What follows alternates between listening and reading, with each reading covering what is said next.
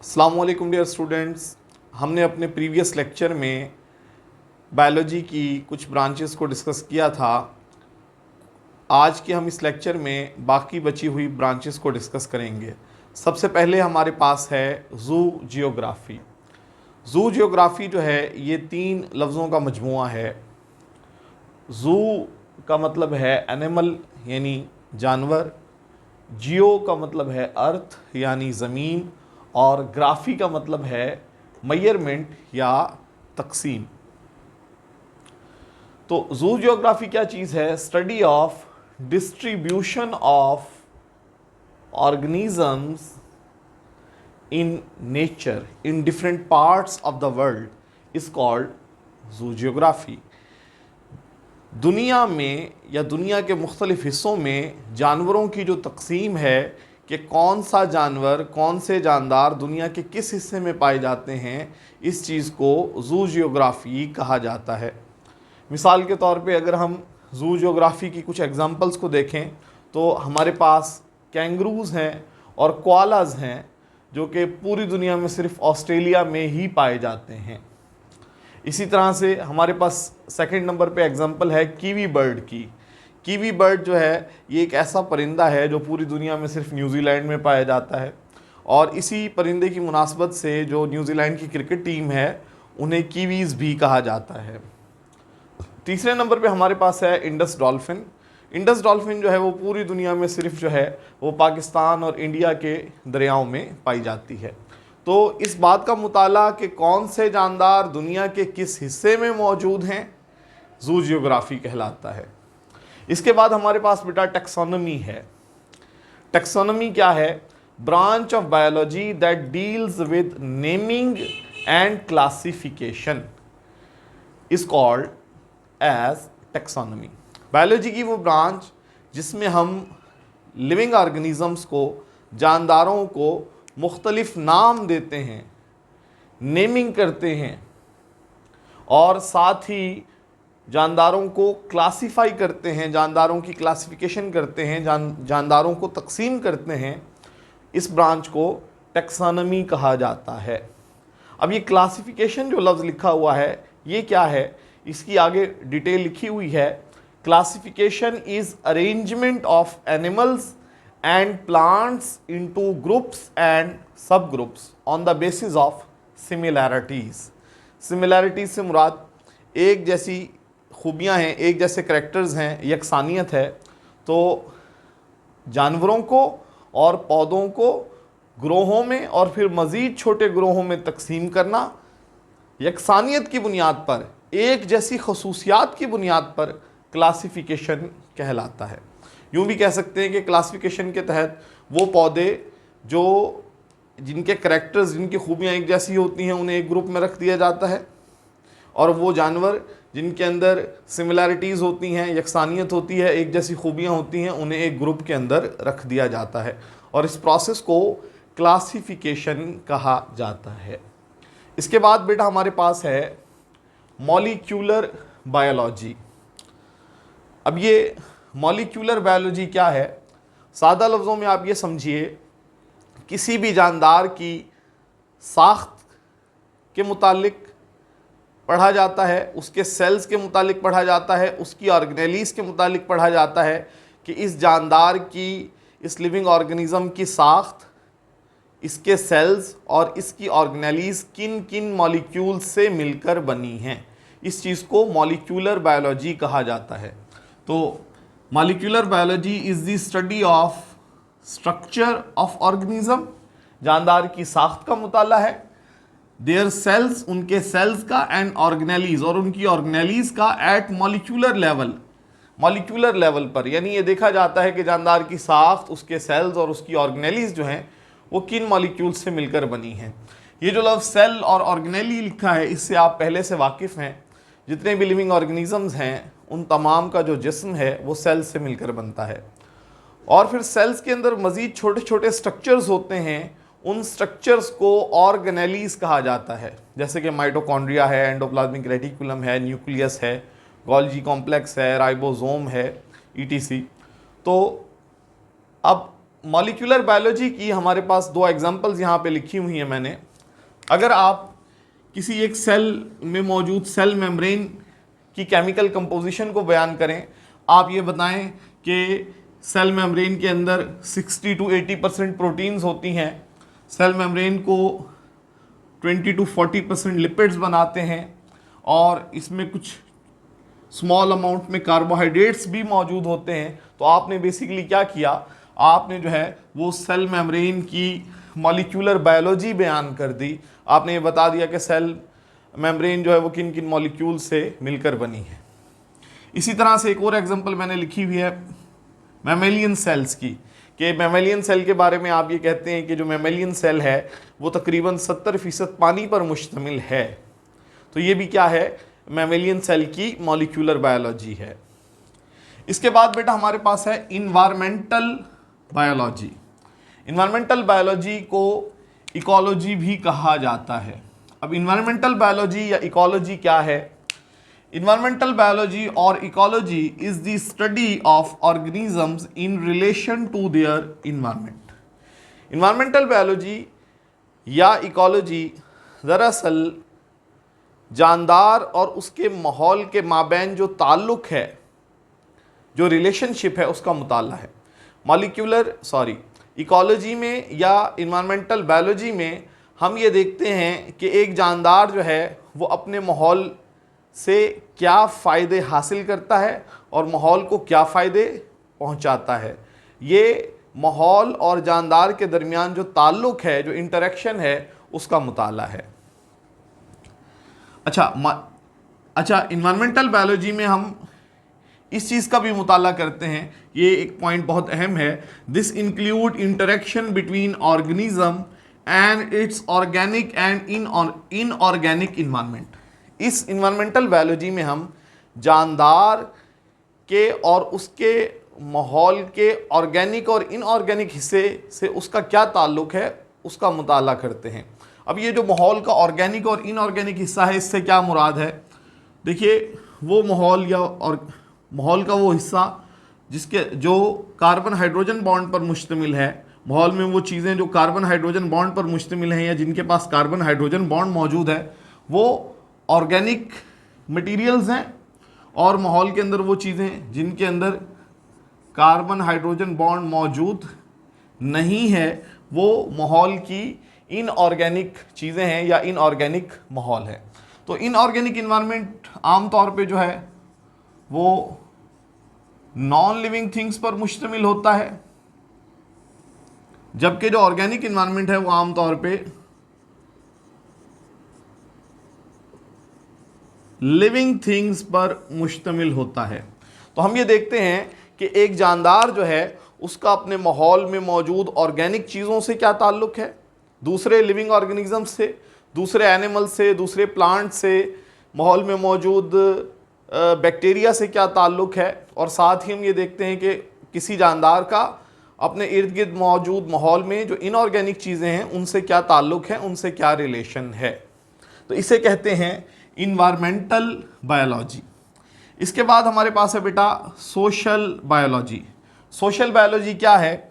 It is the study of social behaviour and communal life of human beings. ये मुताला है किसका? Social behaviour का। Social behaviour क्या है? ये समाजी रवैया है किसी एक ऑर्गेनिज्म का दूसरे ऑर्गेनिज्म के साथ, दूसरे जानदार के साथ जो बिहेवियर होता है, जो रवैया होता है, जो ताल्लुक़ होता है, उसे सोशल बिहेवियर कहा जाता है। और कम्युनल लाइफ से क्या मुराद है? जब पार्टिकुलरली जब ह्यूमन बीइंग किसी एक कम्युनिटी में रहते हैं, इकट्ठे मिलकर जब कहीं रहते हैं, माहौल के अंदर रिसोर्सेज को शेयर करते हैं, मुख्तलिफ तरह से इंटरेक्ट करते हैं, आपस में ताल्लुक़ कायम करते हैं, तो इसको कम्युनल लाइफ कहा जाता है। तो इसमें बेसिकली क्या किया जाता है? सोशल बायोलॉजी में इंसान के समाजी रवैये का मुताला किया जाता है और इस बात का मुताला किया जाता है कि इंसान कम्युनिटी में, समाज में किस तरह रहता है, किस तरह से रिसोर्सेज को इस्तेमाल करता है और दूसरे जानदारों के साथ, दूसरे इंसानों के साथ उसका क्या रवैया होता है। इसके बाद है बेटा बायोटेक्नोलॉजी। बायोटेक्नोलॉजी क्या है? बायोटेक्नोलॉजी बायोलॉजी की वो ब्रांच है जिसमें हम इस बात का मुताला करते हैं कि कैसे मुख्तलिफ लिविंग ऑर्गेनिज़म्स का इस्तेमाल करते हुए वो अशिया बनाई जाती हैं जो इंसानियत के लिए फ़ायदेमंद होती हैं। देखिए, it deals with use of living organisms, systems, processes in manufacturing and service industry. ये बायोलॉजी की वो ब्रांच है जिसमें हम इस बात का मुताला करते हैं कि कैसे लिविंग ऑर्गेनिजम्स का इस्तेमाल किया जाता है, जानदारों का इस्तेमाल किया जाता है किसके अंदर? मैन्युफैक्चरिंग, मुख्तलिफ चीज़ें बनाने के अंदर, सर्विस इंडस्ट्री, और ऐसी इंडस्ट्री में जो ऐसी अशिया बनाती है जो इंसानियत की खिदमत करती हैं, इंसानियत के काम आती हैं। मिसाल के तौर पे अगर रोज़मर्रा की ज़िंदगी में आप देखें तो हम अपने घरों में जो दही बनाते हैं उसको बनाने में बैक्टीरिया इस्तेमाल होते हैं, तो ये बायोटेक्नोलॉजी की एक एग्जांपल हो सकती है। इसके अलावा अगर इसकी एक और एग्जांपल देखें तो एक ड्रग है जिसका नाम है इंसुलिन, जो डायबिटिक पेशेंट जो है लेते हैं, ज़ियाबतीस के मरीज़ लेते हैं ताकि वो अपने खून के अंदर जो ग्लूकोज का लेवल है, ग्लूकोज की जो मिकदार है उसको कम कर सकें, उसे ख़ास हद में रख सकें। तो जो इंसुलिन है वो भी बैक्टीरिया के इस्तेमाल के ज़रिए से, बैक्टीरिया के ज़रिए से बनाई जाती है, वो भी बायोटेक्नोलॉजी की एक एग्जांपल है। इसके बाद बेटा हमारे पास है पैरासाइटोलॉजी। पैरासाइटोलॉजी क्या है? It is the study of parasites. जो पैरासाइटोलॉजी है वो पैरासाइट्स का मुताला है। पैरासाइट्स क्या होते हैं?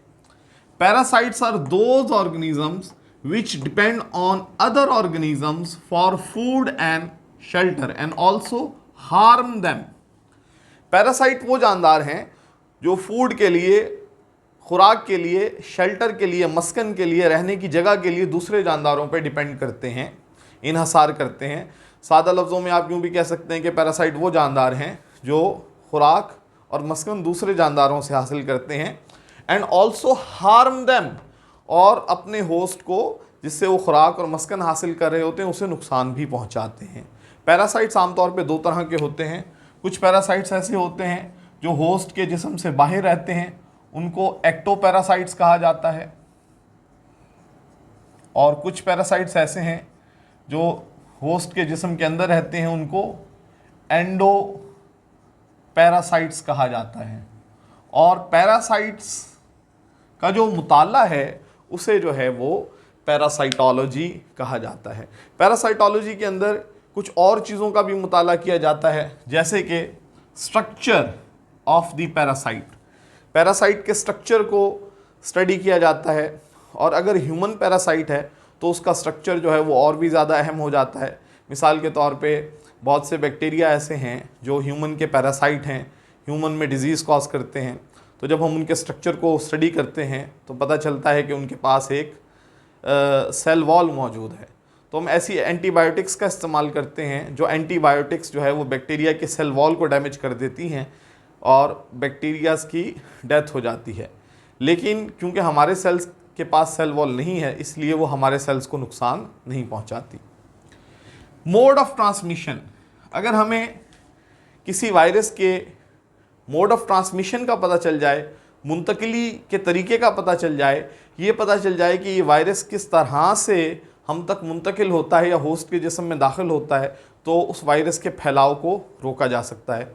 मिसाल के तौर पे हमें पता है कि जो एड्स है वो उसके फैलने की एक बड़ी वजह ब्लड ट्रांसफ्यूजन भी है, खून की मुंतकिली भी है। तो अगर हम इसमें एहतियात बरतें, खून की मुंतकिली से पहले ये देख लें कि आया इस खून के अंदर एड्स के या किसी और बीमारी के पैरासाइट्स मौजूद नहीं हैं, तो उस बीमारी के फैलाव को रोका जा सकेगा। इसके अलावा लाइफ हिस्ट्रीज, तो पैरासाइट है उसकी हिस्ट्री को स्टडी किया जाता है। ये देखा जाता है कि माजी में इस पैरासाइट ने इंसानों को कितना नुकसान पहुंचाया, यानी जब इलाज मौजूद नहीं था तो मलेरिया जो है वो किस तरह से एक वबा की सूरत इख्तियार करता और लाखों लोगों को मार देता था। इसी तरह से और कई बीमारियां हैं माजी में जिन्होंने इंसानों को बड़ा नुकसान पहुंचाया है। तो जिस बीमारी का जो माजी में जिस बीमारी ने इंसानों को ज़्यादा नुकसान पहुंचाया होता है उस बीमारी को उस पर ज़्यादा फोकस किया जाता है, उस पर ज़्यादा तवज्जो दी जाती है और उससे बचाव की ज़्यादा से ज़्यादा एहतियाती तदबीर को इख्तियार किया जाता है। इसके अलावा होस्ट पैरासाइट रिलेशन, ये होस्ट पैरासाइट रिलेशन जो है ना आर स्टडीड इन पैरासाइटोलॉजी, ये सारी चीज़ें पैरासाइटोलॉजी में स्टडी की जाती हैं। होस्ट पैरासाइट रिलेशन जो है ये भी एक बड़ी अहम चीज़ है। अगर हमें ये पता हो कि होस्ट और पैरासाइट का रिलेशन जो है वो क्या है तो हम बीमारी को कंट्रोल कर सकते हैं। मिसाल के तौर पे हमें ये मालूम है कि जो मलेरिया नाम की डिज़ीज़ है वो प्लाज्मोडियम के ज़रिए से फैलती है और प्लाज्मोडियम जो है वो हम तक मॉस्किटोज़ के ज़रिए, मच्छरों के ज़रिए से मुंतकिल होता है। तो अगर हम मॉस्किटोज़ को कंट्रोल कर लें तो हम आसानी से मलेरिया को कंट्रोल कर पाएंगे। ह्यूमन बायोलॉजी, ह्यूमन बायोलॉजी क्या है? It deals with study of man. इसके अंदर इंसान का मुताला किया जाता है, इंसान को हर हवाले से स्टडी किया जाता है, इंसान को मुख्तलिफ़ ज़ावियों से देखा जाता है। मिसाल के तौर पे this include structure, function, histology, anatomy, morphology, evolution, genetics, cell biology and ecological studies of humans. इसके अंदर क्या क्या शामिल है? इसके अंदर शामिल है स्ट्रक्चर, इंसान की बनावट, उसकी साख्त को देखा जाता है, मुताला किया जाता है। फंक्शन, इंसानी जिस्म जो मुख्तलिफ़ काम सरअंजाम देता है, मुख्तलिफ़ जो प्रोसेसेस ह्यूमन बॉडी में हो रहे होते हैं उनको स्टडी किया जाता है। हिस्टोलॉजी, ह्यूमन के जो टिश्यूज़ हैं उनको माइक्रोस्कोप के ज़रिए से स्टडी किया जाता है। एनाटॉमी, इंसान के जिस्म का जो अंदरूनी इंसान के जिस्म की जो साख्त है, बनावट है, उसका मुताला किया जाता है। मॉर्फोलॉजी, इंसान के जिस्म की जो ज़ाहिरी शक्ल सूरत है उसका मुताला किया जाता है। एवोल्यूशन, इंसान की इर्तिका, एवोल्यूशन का मुताला किया जाता है। ये देखा जाता है कि किस तरह से एवोल्यूशन के नतीजे में, इर्तिका के नतीजे में इंसान वजूद में आया, इंसान के आबा व अजदाद क्या थे, उनमें कौन कौन सी तब्दीलियाँ आईं जिनके नतीजे में इंसान वजूद के अंदर आया। जेनेटिक्स, इंसान के अंदर जो खुसूसियात पाई जाती हैं, बिलखुसूस जो विरासती खुसूसियात हैं, उनके उनकी मुंतकली को स्टडी किया जाता है, उनके एक नस्ल से अगली नस्ल में मुंतकिल होने के अमल को जो है वो देखा जाता है। सेल बायोलॉजी, इंसान के मुख्तलिफ़ सेल्स को स्टडी किया जाता है, उनके स्ट्रक्चर को, उनके फंक्शन को स्टडी किया जाता है। And ecological studies of human, और ये देखा जाता है कि इंसान का अपने माहौल के साथ क्या ताल्लुक़ है। तो ये तमाम चीज़ें जो है ये ह्यूमन बायोलॉजी के अंदर डिस्कस की जाती हैं, ह्यूमन बायोलॉजी में इन्हें स्टडी किया जाता है। लास्ट हमारे पास जो ब्रांच है वो है एवोल्यूशन, इसको हम उर्दू में इर्तिका कहते हैं। एवोल्यूशन क्या है? It is the study of process in which one kind of organisms give rise to other kind of organism with the passage of time. ये एवोल्यूशन जो है एक ऐसे प्रोसेस, एक ऐसे अमल का मुताला है जिस अमल ने या जिस अमल के ज़रिए से वक्त गुज़रने के साथ साथ तब्दीलियाँ आने के नतीजे में एक किस्म के जानदार दूसरी किस्म के जानदार में तब्दील हो जाते हैं। हम आगे चलकर इसको स्टडी भी करेंगे कि कैसे जो है वो दुनिया में सबसे पहले जो लिविंग ऑर्गेनिज्म प्रोड्यूस हुए वो एक सिंगल सेल बैक्टीरिया था।